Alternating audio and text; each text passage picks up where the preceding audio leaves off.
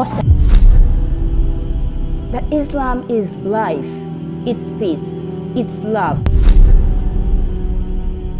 It's very different from the other sports I play, so I took it as a challenge. First of all, I'm covering my head, not my brains, so I don't think that should be a hindrance for anyone. Join me, Aisha Khan, every Monday at 7:30 p.m. as I set out to meet and greet with inspiring Muslim women whose stories are bold, adventurous, heartwarming, and life-changing. Watching Horizon TV, the beacon for the nation.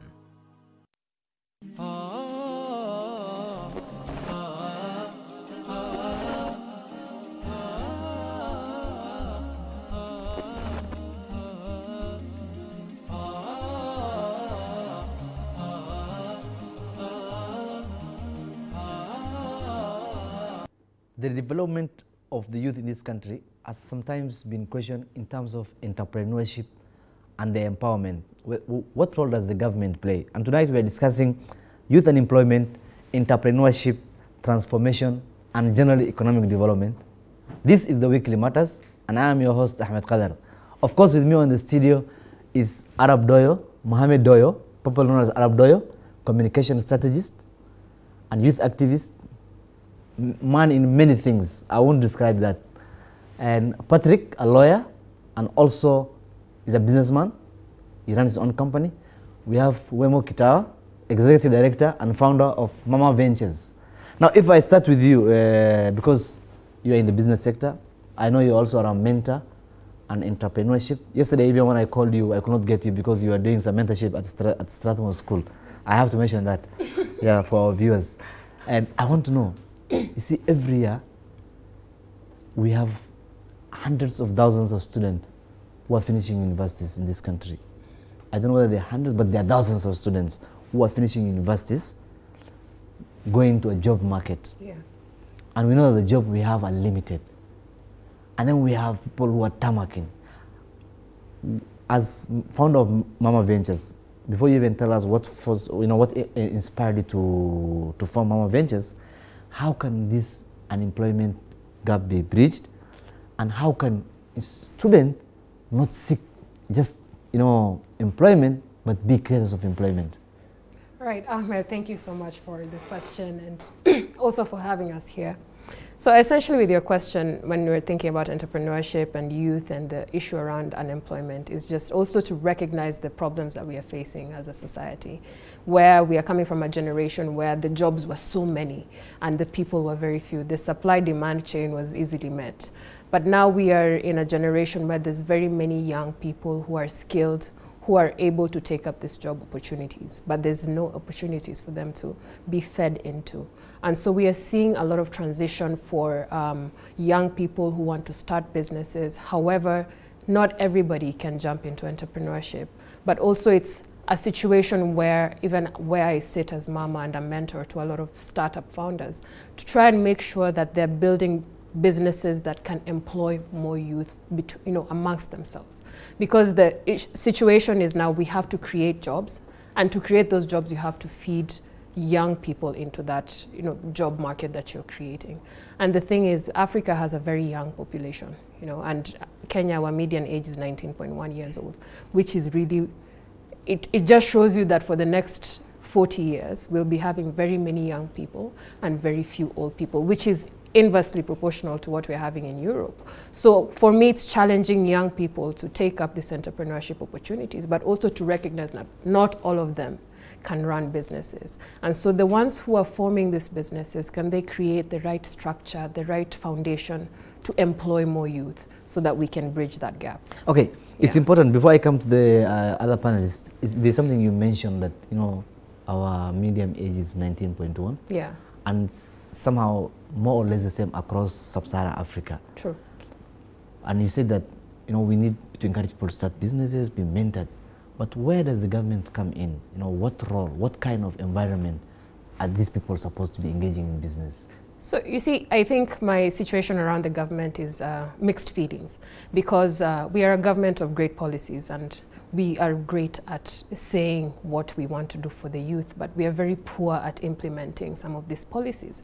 And you read about what the government is doing for SMEs, and you're reading about what the president's agenda is around entrepreneurship and empowering the youth. However, the people in the chain of making sure that these young people are able to access these opportunities is very low. Recently, you read about one of the counties along the coast where the fund, Uwezo Fund, was very, mismanaged, and that cuts across most of the counties that we have across Kenya.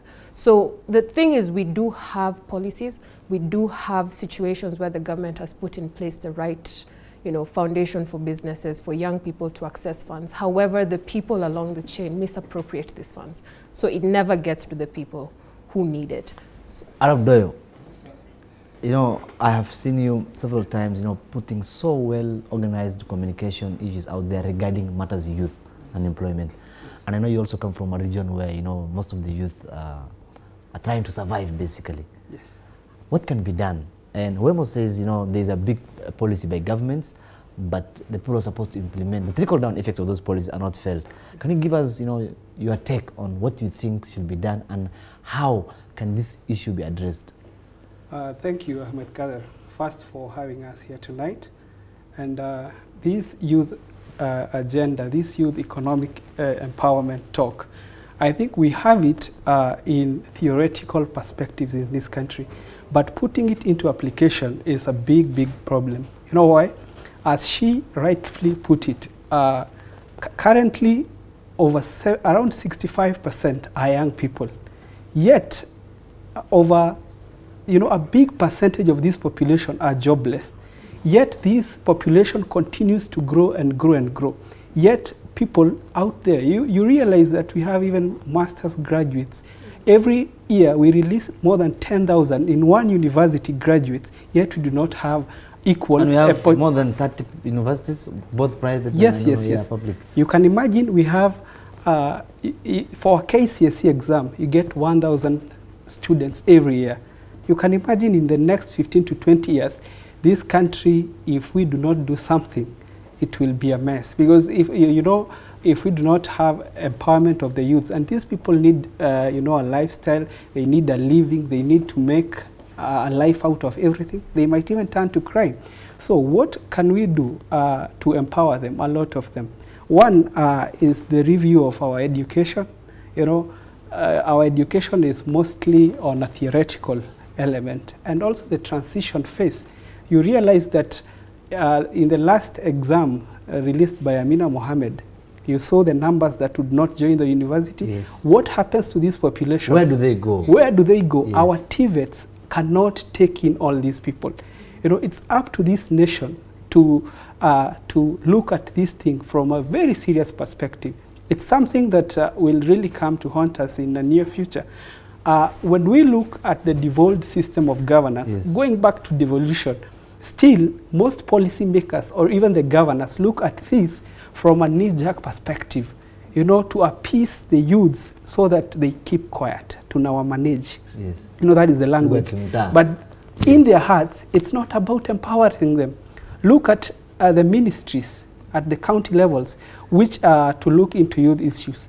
Look at the money allocated to development of the youth.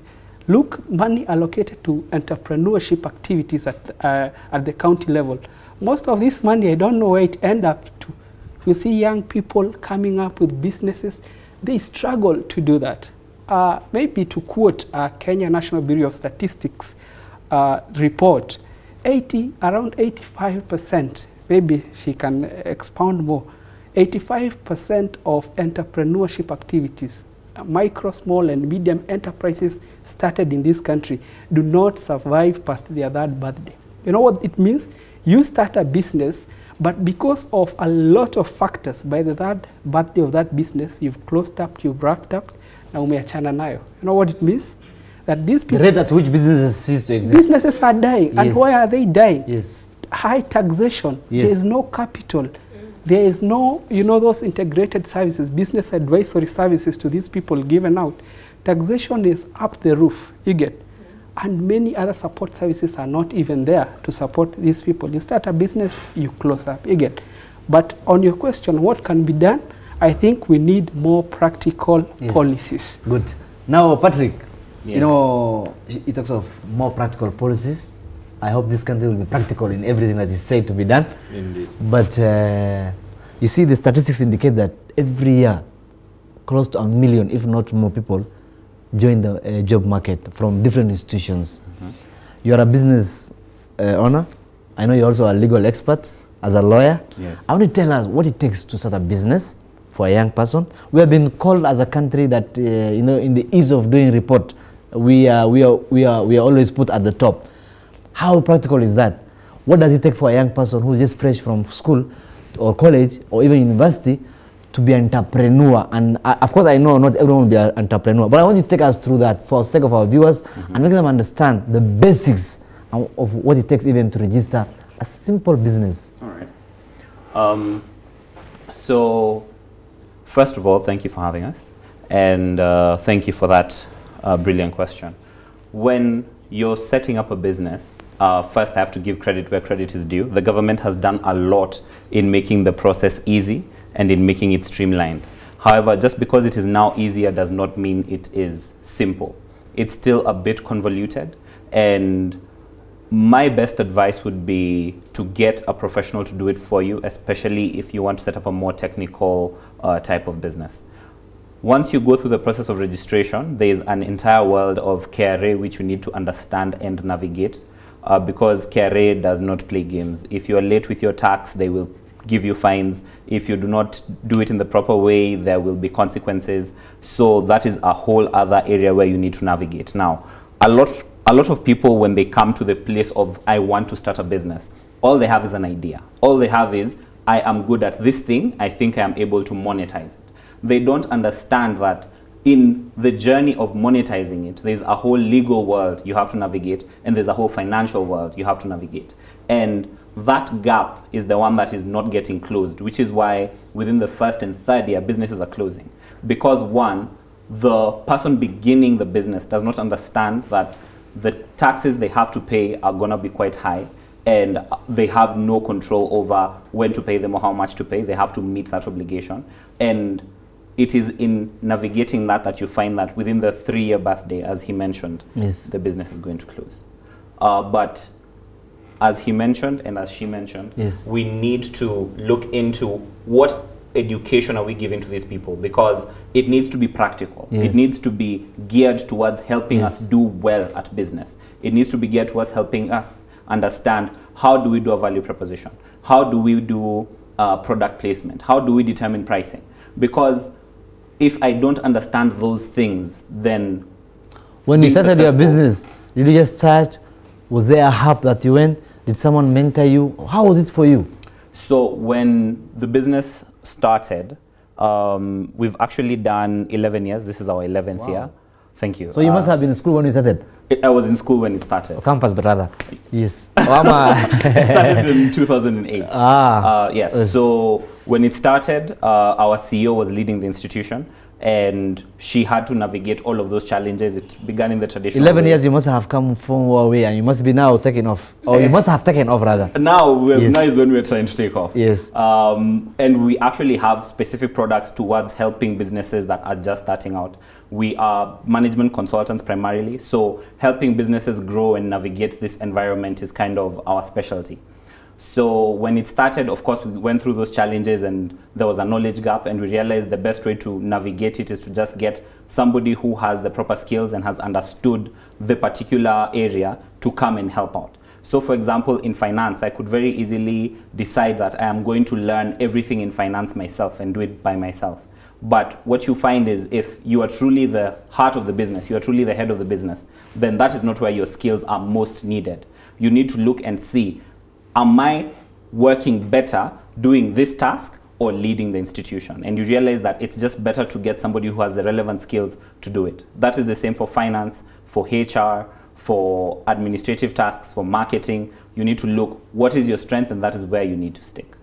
Good, and we are going for a short break. But before you go for a break, I would like to remind our viewers that we are live on Horizontv We are live on our social media platform pages. That is Horizontv on Facebook. Also, our Twitter handle is @Horizontv Kenya. And also YouTube, we are live streaming. You can also watch us on GoTV, GoTV, Zuku, Bamba. We have seen a lot of improvement in the last, of course, 2019 is one of our best years, and we hope so. And because of our transmission, how far we have gone, as you can also see, I'm sure the studio has a little bit changed from what it used to be. But before we go for break, that is what we have to tell you. Just go to Facebook, follow us, like the page, follow us on Twitter. My Twitter personal is @Ahmed Kadar 1, Arab Doyo. He calls himself Le General on Twitter. @Patrick Mwanja. @Patrick Mwanja. And Kiki Wemo. @Atiki Mwana. We shall be back. Keep it there.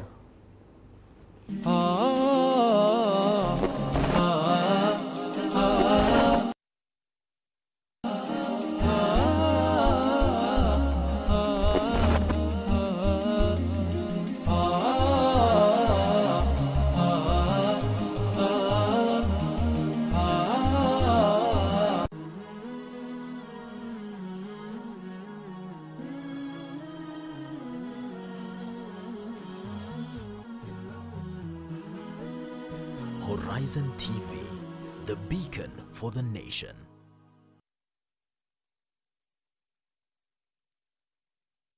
Horizon TV! Horizon TV! This is Abu Najma with kids! Allah subhanahu wa ta'ala told us in the Holy Quran, فَقُصُصِ الْقَصَص, tell stories. Are you ready? Are you ready? Yes. So Nuh alayhi salatu wasalam was told by Allah to build an ark, a big ship. So it started to rain. They died, many of them.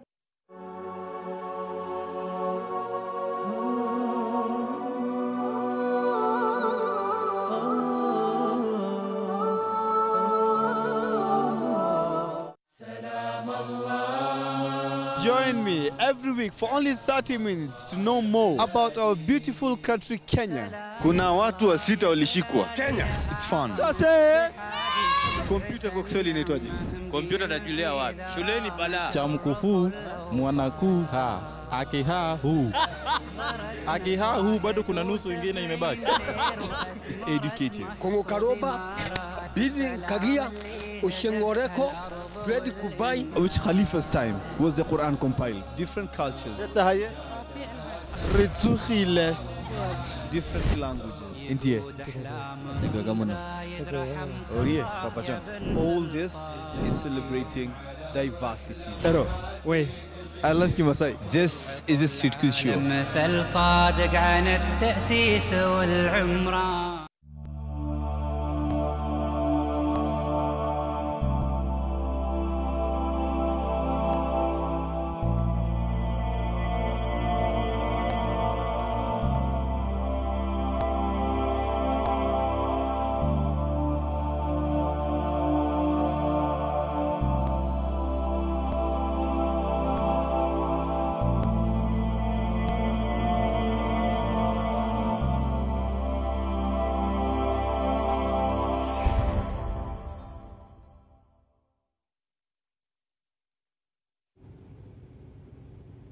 With every new day, I wake up with a greater sense of fulfillment and purpose. In serving the Creator through prayer and then serving His creation for His sake, a certain inner happiness develops. When you give to others, what you gain is greater than what you give. If nothing else, just knowing that you've helped someone makes you feel good. Without this feeling, most people would never volunteer for anything. Service brings people together. It spreads love and creates unity. It spreads happiness. Some people think service is limited to volunteering alone, but the Prophet, peace be upon him, taught us to see it in a much broader light. Take, for example, when he helped Salman al-Farisi by giving him the gold he needed to free himself from slavery. This example inspired me when I saw my colleague at work in financial distress.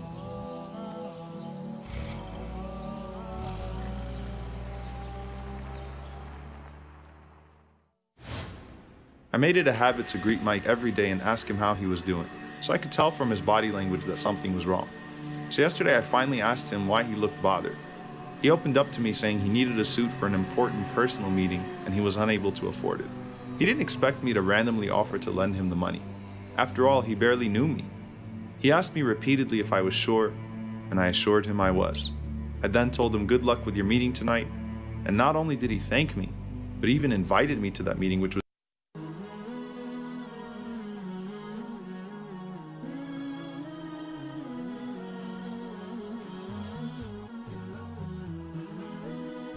Horizon TV, the beacon for the nation.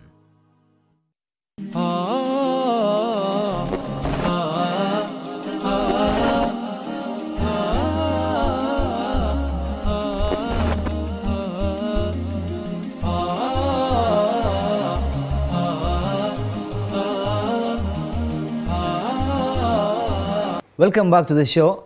If you're just joining us, this is the Weekly Matters, and I'm your host, Ahmed Kadar. We are discussing today youth, entrepreneurship, and issues of empowering the young people to be economically, empowered. And here our key words for the night is youth unemployment, entrepreneurship, transformation, and of course, economic development. Before we went for the break, we have been discussing what can be done in so many ways. There's also the issue of, skills. You are a mentor, you are a trainer, especially at Strathmore, where you mostly do your things. I want to know, how comes young people who are finishing school, universities or colleges are coming out of these institutions without having the necessary skills to even manage basic business? What are they taught in those places? And it's a big issue for the government. There was a report that was released by the Ministry of Education, which says most of these people don't have the necessary required skills. Yeah. And the Minister of Education, that is Dr. Ambassador Amina, has instructed that there should be an establishment of career service offices in colleges and universities. Are we having a mismatch of? I think there's definitely a mismatch when it comes to the skills that youth are empowered with. I feel that we are not evolving with the world in terms of how our education is handled, and he mentioned it quite ably to say that we are not having practical skills that can be used in the world that we live in now. I'll give an example of myself where I studied my entire education to become a doctor, only for me to get there and I didn't want to be a doctor. And I had to be honest. You went to medical school? I didn't like it. And I had to be honest, and I realized being a doctor is going to really hold me back in all the things that I wanted to do. I wanted to find solutions for the problems that we face, and that would not give me that opportunity to explore on that. And I'm a 1%. Most of us, I tell my students that it's instant coffee. We are a generation of, get the coffee, add water, add sugar, stir, drink. We don't want to brew the coffee. And essentially that's what the education system has done to us and made us sit back and made us entitled. So I will study, I will get my first class honors, and I deserve to get a job. Just for having the papers? Yeah, just for having the papers. However, we are living in a world where that is not relevant anymore. Living in a world where we have different problems and we need to find solutions for those problems. Our education system is outdated, and we need to have critical thinkers amongst the youth. So if you're in university, even before you finish, you have to start thinking, what can I do? What can I solve? Where do I fit in the entire dynamics of the job market? For me in college, by my third year, I knew I need to find a way to get into what I want to do. And it's not necessarily finish and get a job. When I was in college, I had to start thinking on my feet and seeing how I can help the world grow. And just to finalize on that, the situation that we are having, it's bigger than us. As Africa, we are an emerging market. We are a global business front where we have to set the standards and the sights for what is coming. And so for the skills that you learn, it's great for you to go to university, get an education. That opens up your mind to take up a lot of information. You have mentioned something interesting before I go to other panelists. Yeah. That you went to medical school and realized this was not your right thing for you. I'm sure there are many out there who happen to maybe they are given courses that they have no interest in doing in the 4 years or 5 years they are in college. Yeah. How, why will someone be given a course that is not, that he's not into? Or how can that be challenged at the institutions of higher learnings, especially where you do even your mentorships? True. I'm sure that's a private one, but even in the public ones, how can we have that reversed? I think as an entrepreneur, the best thing that I can say is it would be detrimental for me to point fingers and blame the society for the world that we've become and for us having skills that we are not able to use. I think essentially there's many people, and you speak to a lot of young people and they say, you know what, I studied law for my parents. I studied medicine for my parents, not for me. This is not what I want to do. So I think essentially it's about us putting a lot of thought into the career process to be in step with what the world is doing. Where if your child wants to be a photographer, try and empower them with the skills to grow with that business, because that is the future. We are living in a world where even teachers might be phased out by technology. We are living in a world where doctors are going to be phased out by technology. So we need to really be and think in step with how the world is growing, so that our kids, our sisters and brothers are relevant to what is happening in the world. So essentially, I'm not blaming, I won't blame the education system. It exists and they've invested a lot in trying to redo the curriculum.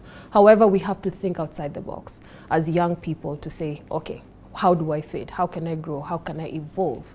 The same way your iPhone is going to have iOS 12, yes, is the same way you also need to upgrade. Okay, So Patrick, yeah. you know, there are institutions, government, that are mandated to run the issues of young people in this country. We have the Youth Fund, we have the Wezo Fund, the Women Fund, the Disability Fund, even for disabled people. Of course, they're also disabled in the youth, you know, because disability is everywhere. And yet, there's always this narrative of people saying the government does not care about the youth. The government, where is the problem? Is it the youth who are not taking up the opportunities the government is offering, or is the government just offering lip services to the youth? Which is which? I think what we really need to look at and look keenly at is the process of accessing those funds and the amount of those funds that actually get into the hands of the youth, because therein lies the challenge. Accessing the funds is a very long and convoluted process, and they require things of you which are akin to every job you require asking for 10 years experience. You go, you want a loan to start your first business, and they require you to give a very strong security for the money that they're about to give you. But that's part of the challenge. The reason you went to them in the first place is because you did not have the money. If you had that security, then you would have sold it and gone and used that money to do the business. If you have a business idea and you don't have money, can you still do that business? If you have a business idea and you do not have access to money, it is 1,000 times more challenging. And business is already challenging. So I thought making it entrepreneurship 1,000 was all about making a way out to make sure that that business starts no matter what happens. That was its purpose. Essentially, that's what entrepreneurs do. They will innovate the wheel, and they will innovate, you know, how to make revenue here, and they'll find a way to raise capital. But essentially, the government does not play a huge role in giving access to these funds, the way he was saying. That you go to the Uwezo Fund, you go to the Women Enterprise Fund, you go to all these things, and you just close the page and you move on and you say, okay, fine, you know what, I will go and, you know, become a middleman for someone's business and raise capital for my business. And so that's how entrepreneurs have been surviving, and which shouldn't be the case, because when you look at Silicon Valley, the government has put in place hubs for people, hubs for, you know, young people, and funds for them to actually grow their business. But in our country, we have the hubs, we have the money, but you don't see it when you're meeting these entrepreneurs. Entrepreneurs are frustrated, but they still have to, because they believe and they have the passion to grow their businesses, they stick around because they see a future of the innovation. If you're just joining us, we are on live, The Weekly Matters, and I'm your host, Ahmed Kadar. We are being watched live from Dandora by Hidayah, and there's also Mohammed, who is watching from Kilimani, and Otoyo himself. And we will be also reading you some messages and tweets as we go on. Doyo, if I come to you, yes, there is we are talking about the mismatch of skills. Yes. We are seeing a trend where global institutions, global people, you know, people who have caused, who have disrupted businesses, the likes of YouTube, the likes of Google, no longer taking, not minding whether you have a degree or not. Which world are we heading to? As much as education is important when it comes to entrepreneurship. Entrepreneurship, one thing is that we are in the fourth industrial revolution. This is the age of, we call it the new digital age. We are in the age of artificial AI and all, and deep learning. You know, soon enough, we will even have, as she said, doctors will be replaced. We'll be having conveyancing law being done by robots and all. You know, a lot has been done. You know, most countries are advancing to a bigger stage. Nonetheless, in Africa, I think to give credit where it's due, Kenya is not really lagging behind. Compared to other countries in sub-Saharan Africa, we are, I think, competing fairly with South Africa and probably countries like Egypt, Nigeria. We are not badly off, but then again, we really need to put more effort towards the same. Because, for instance, most of the startups, I think there was a list circulating a few months back online, and you realize that the CEOs of all startups in Kenya are not even Kenyans. Are not Kenyans. So yeah, what in is fact, happening? It's important that you pointed that. Yes, you know, just hold it there. I just want to add you something. Yes, most of them are digital-based startups. You know why? And it's funny that not only the CEOs, even I can say the top management. Why? Just why? Because you see, right now, I as a Rabdoyo here, a thinker, an IT graduate, a person who can come with a serious prototype, comes but has no funding, has no guidance, has no anybody to hold my hand. But somebody outside Kenyan borders sees there is a potential here. Somebody far as United States of America from the Silicon Valley sees there is a potential here, comes and takes that opportunity, buys a big stake. Yes. Now you end up being a worker in something you invented, you know. And this is what stakeholders should be doing, you know. The government itself should come in and establish proper mechanisms to identify potential startups that can really change this country. For instance, imagine if M-Pesa founder back then in those early 2000s was a Kenyan, but a person from the Silicon Valley identified him. You know, that would not be a Kenyan enterprise. You can imagine now in Kenya how many innovative tech startups we have in the country. So the question now that leads, I think that we can all discuss this, is do Kenyans take startups serious? Do they invest? No, Kenyans. I know you. I'll come to you. I know you. Kenyans. I think Kenyans, despite not even having all the support, I know a group of people. There's a group of young people who are ready to learn the skills. They are not waiting to be given. By all means, you know, we are in the digital age, even online, learning on their own, and coming up with serious startups. What I want to say is that we have the minds. We have the minds. We have the skills. What is only needed is properly maybe guidance, you know, guidance, support, services in terms of advisory, in terms of capital, in terms of probably opening up markets, in terms of registering these and having patents and trademarks for them, you know, so that they are not taken away from this. I know young people in this country who are coming up with serious startups along tech lines. So all they need is support. And if we have the right policies, and a government, you know, is someone who said that a politician thinks of the next election, but a leader thinks of the next generation. Keep it there. Yes. Now, coming to that was a very good input, honestly. Now, coming to the issue of startups. Do Kenyan big guys, the moneyed guys, do they really invest in startups? If you come with the best idea today, will someone believe in you and give you money to start that? Unlike the West, where you can see every day churning out billionaires because people believe in the young mindset.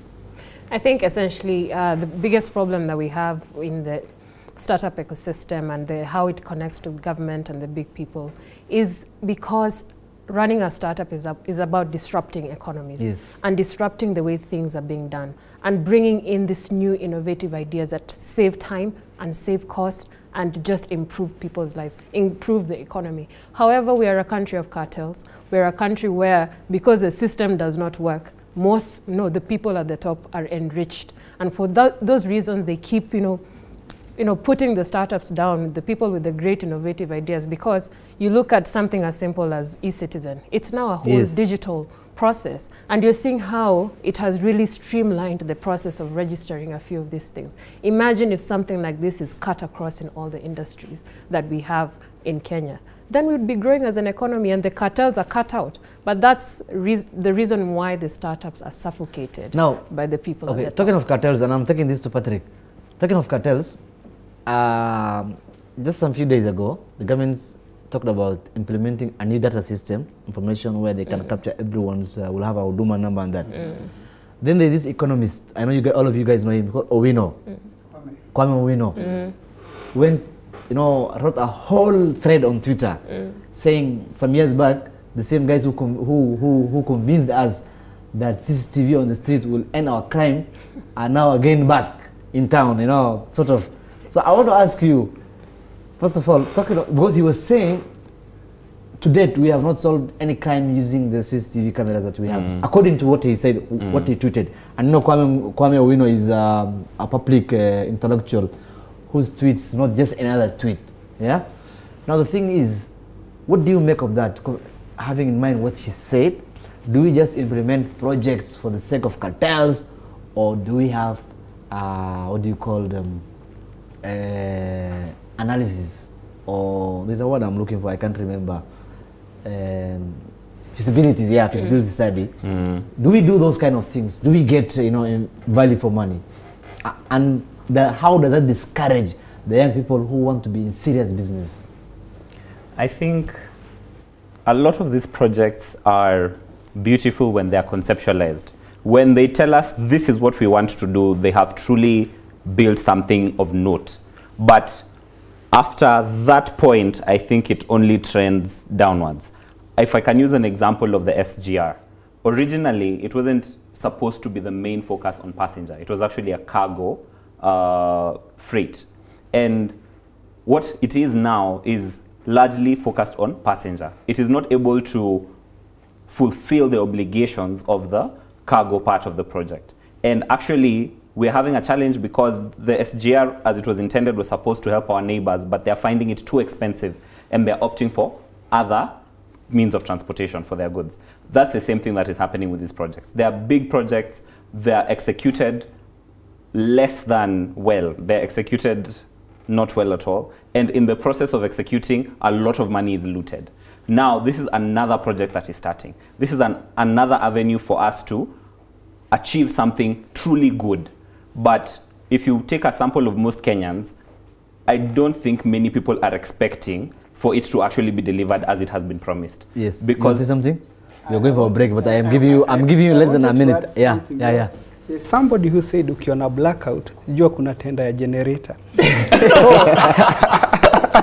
This country, people say that to eat, you know, we become a man, eat man society. Yeah, man, eat man society. You even create your own projects beforehand so that unajua ile project nikiweka ati yangu iko. Yes. You know, with such a mentality. So the budget is designed by cartels. Are you saying that? That is it. Now that is now the cartel system. Yes. Unajua squeeze unajitafutia kenye utakula. Yes. You think of a project, propose it, tell the proposers my cut, you know, you know how it works. Yes. And I think this is the problem we have, because about the system you said, if we had it, we'd not even need a census. Yes. You know, we are spending 18 billion on a census.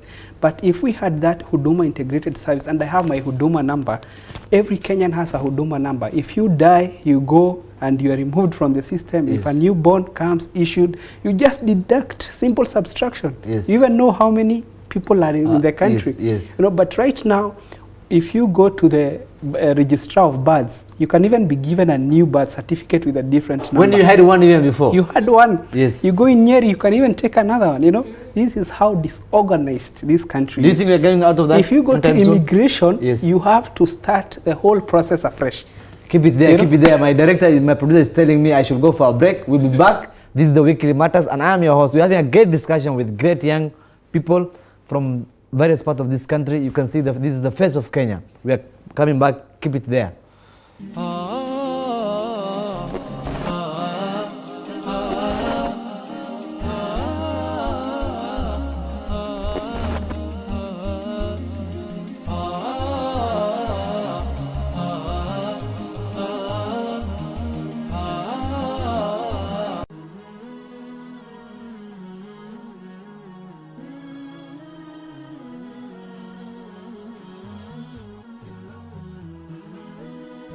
Horizon TV, the beacon for the nation.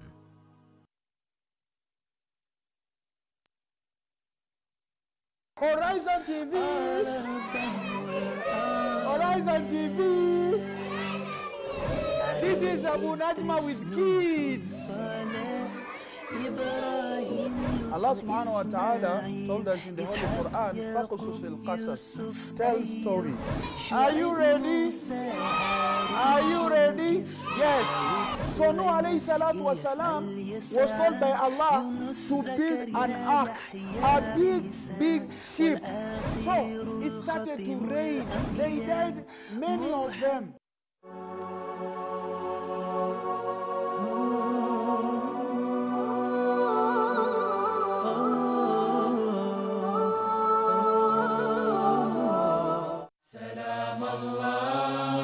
Join me every week for only 30 minutes to know more about our beautiful country Kenya. Kuna watu wa sita walishikwa. Kenya. It's fun. Sasa kompyuta kwa Kiswahili inaitwaje? Kompyuta tajulia wapi? Shuleni bala. Cha mkufu mwanaku ha. Akiha hu. Akiha hu bado kuna nusu ingine imebaki. It's educated. Kongokaroba, bizi kagia, ushengoreko, ready to buy. Which Khalifa's time was the Quran compiled? Different cultures. Different languages. India. Papa John. All this is celebrating diversity. Wait. I love Kimasai. This is the Street Quiz Show.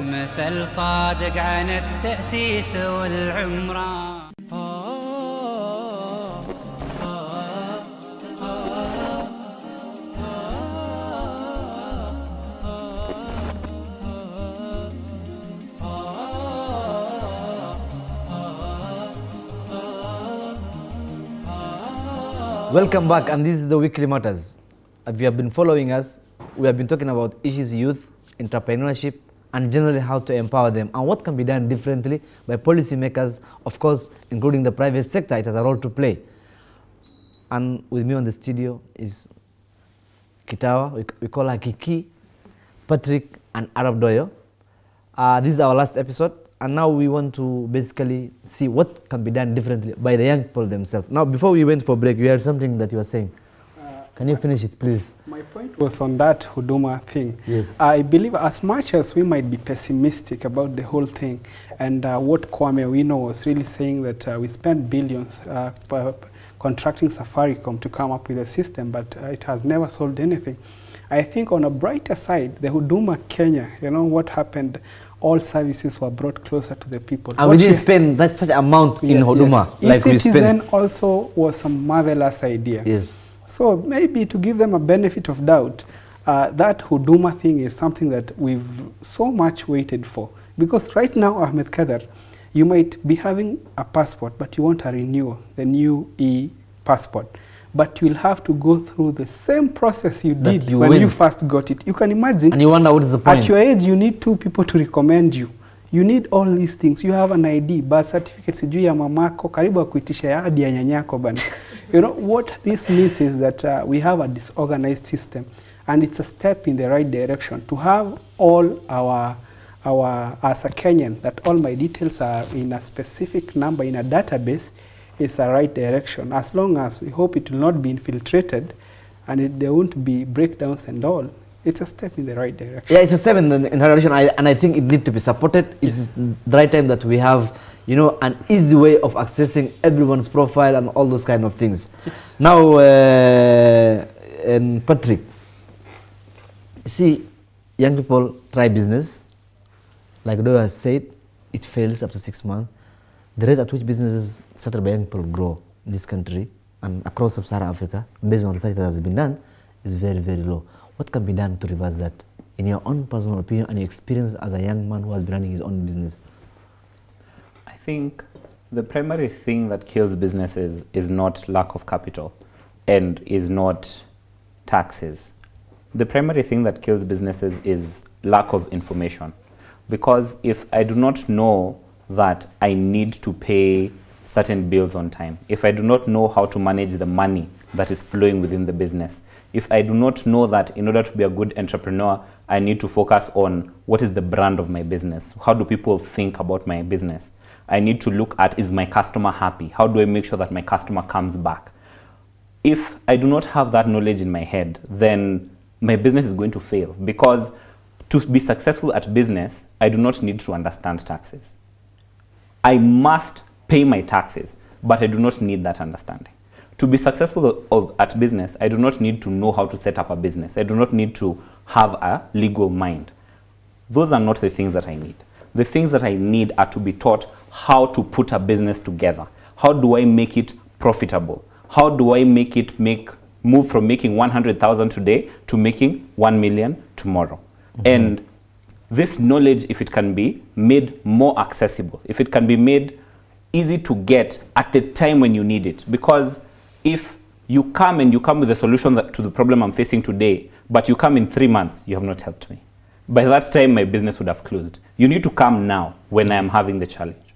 So if we can make that information accessible, then we will have the lifespan of businesses increasing. So basically, having the right information at the right time. Basically. Now, Wemo, there are people in this country who have made it to entrepreneurship. We have James Mwangi of Equity Bank. We have great woman called Gina Dean, and the way she's doing her business. It's a Kenyan business. It started like any other hustling business. When she talks, I had the opportunity of listening to her sometimes. We have, so many businesses. We can mention 1, 2, 3, and they are known, and they're in this country. People who have made it through the hard way, and how comes we don't hear about them? How comes? I mean, most of them. How comes? Do they offer mentorship? Do they offer guidance to the young people? Do they write about these things? As a mentor, how has been your experience towards the Kenyans who have started business from scratch and made it? Are they giving back? I think essentially the truth about mentorship is there's a lot of bloodlines in terms of how, if I make it, because the process was so difficult, you find the people at the top don't trickle down. They say, you know what, I struggled, I made it, I need to enjoy my time and my money. So very few of them. Isn't that being mean? Most of them do that. And that's unlike entrepreneur anyway. Yes, exactly. And that's something that most of our mentors need to change. I am a mentor to very many young businesses, young women who are looking to run businesses, who are trying to understand entrepreneurship. Not that I'm the best in the business. However, I am willing to share the information that I have to support another entrepreneur. And so for me, it's a challenge to the people who are at the top, people who have made it, who are doing amazing things, that you don't have to charge to be a mentor. Being a mentor is a friend to, your fellow Kenyan. And yes, we are capitalists. It's about me. However, we are also a community that believes in collaboration. That when I'm sick, I expect him to give me something, which is how we've grown.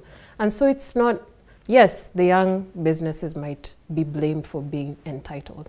However, the only way we can grow and bypass policy and government and all the hardships that we go through is by sharing that knowledge. And there is a huge need for the people who've made it to share. Arab Doyo, I know me and you, we are too digital. Of course, they are also digital. Yes. I see most young people discussing, and I caught this word for the sake of the TV, petty politics, 24/7. Yes. Instead of discussing issues of paramount importance, especially the pastoralist communities. Yes. Last night, I saw a photo of camel sausage. Yes. Yeah? That is camel sausage. That's a value addition. Yes. We come from a region that produces the meat that's consumed in this country. Yes. How are the youth, and I'm being specific, yeah? Yes. How are the youth, in your own way, in your own analysis, especially in the nomadic communities, when will they stop blaming the system? Well, I think there is this victim mentality. It's there, it happens. And I think for a good reason, most of these people have a reason to be like that. Because when you are out there, you do not have opportunities, you've tried most of the things, it doesn't work out for you. And you have bundles, you have internet, which is all over the country. It's very easy to go and rant out there. But nonetheless, as I earlier said, this country is not a country where you expect things done for you. Maybe in a proper definition of government, government should be an enabler. So if the government is not coming through for you, you need to do something, because at the end of the day, As she said, this is an extreme capitalist society. It's survival for the fittest, and the laws of natural selection are at play. The strongest survives. Yes. And the weakest doesn't survive. What this means is youths from northern Kenya, despite maybe low education, sometimes not scoring good grades, they need to go out there and start some things. You know, I've seen the northern community, despite maybe having all those challenges, you know, climate emergencies, they are very entrepreneurial. Go to Isili, go to most of these towns, you'll find them doing something with themselves. But yet, it's not, they are another group that, you know, as you say, doing petty politics out there and all. But I think laws of natural justice, they will evolve eventually and decide, okay, we need to do something fruitful with our life. And nature will take its course. They'll find something to do. But nonetheless, we have opportunities in the north, but I would really call upon the enablers, especially the devolved county, the devolved systems. You know, the northern Kenya for a long time has been marginalized until the 2010 constitution that brought the devolution counties. We have a lot of money out there, but the county governments of this place must come up with serious policies, must put youths at the center of their development agenda. I've managed to see a couple of the county integrated development plans from Garissa, Wajir, Mandera, Isiolo, Marsabit, and all those counties. You'd realize the youth element aspect is very small. You know, you hear a county getting around 4 billion, but the amount allocated for youth is less than even 10 billion. And most of it and is that operational. 10 million is for creating awareness, HIV/AIDS and all. There is no serious development programs. But for a county like Nyeri, you know, they passed the other day, their county assembly passed a county development fund, you know, and allocated around, I think, 200 million to give to entrepreneurs. You know, they are already taking the roles banks are doing. If we could have the same in our northern Kenyan counties, and this money is given at 0% interest to our businessmen, to our young people, even having a quota that can be allocated to youth groups that are coming up to do something, I think it will be a step in the right direction for our northern Kenya young people. Now, Patrick, what role, you know, we have talked about the youth, the government, the enablers, and all these things. The private sector, what are they doing about entrepreneurship? I think the private sector is basically ready to receive them, because if you have a good product and you have a good service, then definitely the private sector is ready to take up your service or take up your product. But the challenge that people are facing, as has been highlighted, is the mentorship, is the guiding you to the point where you are able to become that business that has that good product, that has that good service, that has in place the systems that are ensuring that your products are quality. That mentorship, that is the gap that is missing.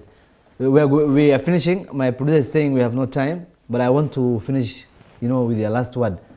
There's the concept of selling Madam President in this country. Maybe seeing a woman becoming a future president of this country. What is your take? Just in less than a minute, basically. I'm sure you're aware of that, right?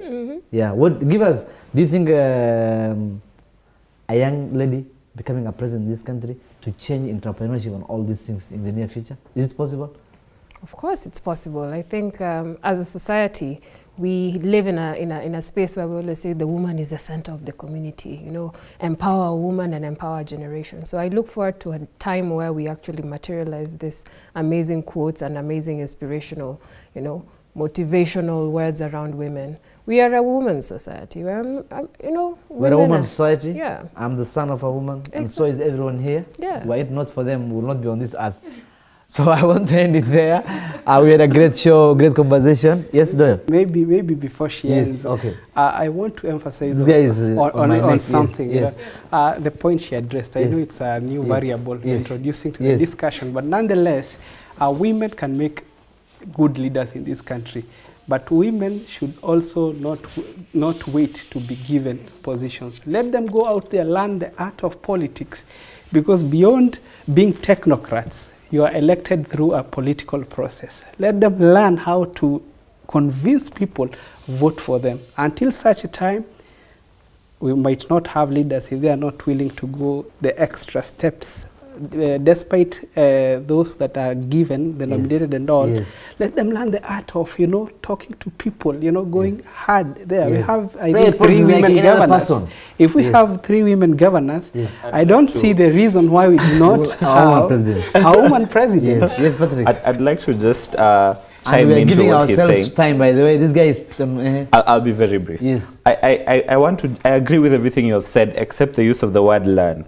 Because currently the problem that we have, the word learn, that they need to learn how to convince people. I disagree with that, because the problem that we're having is that our leaders are using divisive means to achieve these positions. They should not learn that. They're doing tribalic. They should not learn They should not learn. They should reinvent the wheel. They should find a better way of achieving the same result. Maybe they will not learn from Kenya. You're starting another debate. Okay, I'm giving you 1 minute. Okay. We have no time. That was a very interesting conversation.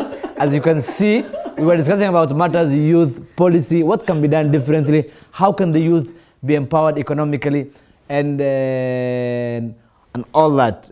And of course, we have come to the end of the show, the weekly matters. And as usual, I'm your host. It has been great having Wemo, Patrick, and Anabdoy on the stage. We hope to look and have more conversation on this. Thank you, and see you next Friday night. Same time, same place. Thank you.